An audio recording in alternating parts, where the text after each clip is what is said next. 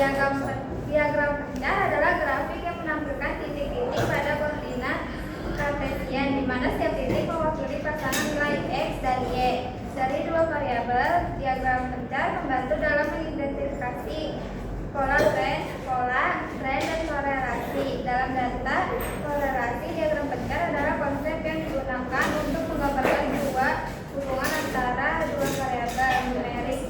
Korelasi bisa positif, negatif, atau tidak ada korelasi sama sekali. Dan selanjutnya ada data bivariat. Data bivariat adalah data yang terdiri dari dua variabel yang diukur atau diamati pada satu yang sama. Tujuannya data bivariat adalah data yang terdiri dari dua variabel yang diukur atau diamati pada satu yang sama. Tujuannya adalah untuk menentukan apakah ada hubungan antara kedua variabel tersebut. Variabel independen adalah variabel yang diubah untuk melihat pengaruhnya terhadap variabel lain. Variabel dependen adalah variabel yang diukur atau diamati untuk melihat pengaruh dari perubahan dari variabel independen.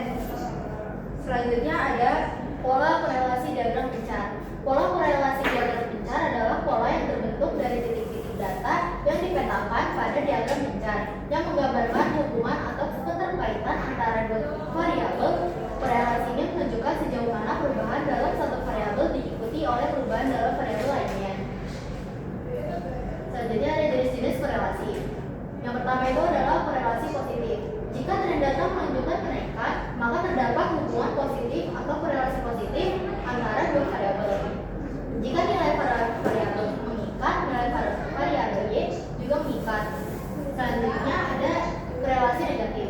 Jika tren data menunjukkan penurunan, maka data hubungan negatif atau korelasi negatif antara dua variabel. Jika nilai variabel x meningkat, maka nilai variabel y menurun.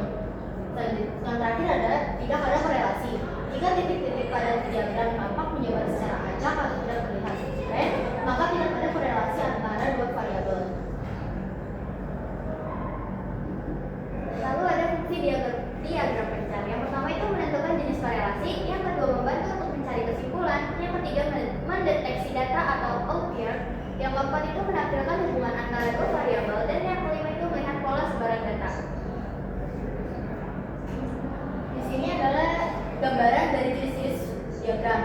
Yang ini adalah positive korelasi, ini adalah negative correlation, yang ini adalah no correlation. Masuk ke contoh soal, di sini kami mengambil soal dari korelasi negatif. Terdapat soal, kamu diberi uang jajan oleh mama sebesar 10.000 untuk 1 minggu jajan, yang dimana 5 hari sekolah. Setiap hari kamu jajan dengan jumlah yang sama. Maka terdapat data, hari pertama kamu jajan 2.000 sehingga menghasilkan uang jajan 8.000. Hari kedua 6.000, hari ketiga 4.000, hari keempat 2.000, dan hari kelima 0. Maka dapat grafik dari yang ditampilkan. Grafik tersebut menurun dari hari pertama hingga hari kelima, menunjukkan penurunan jumlah keuangan tadi.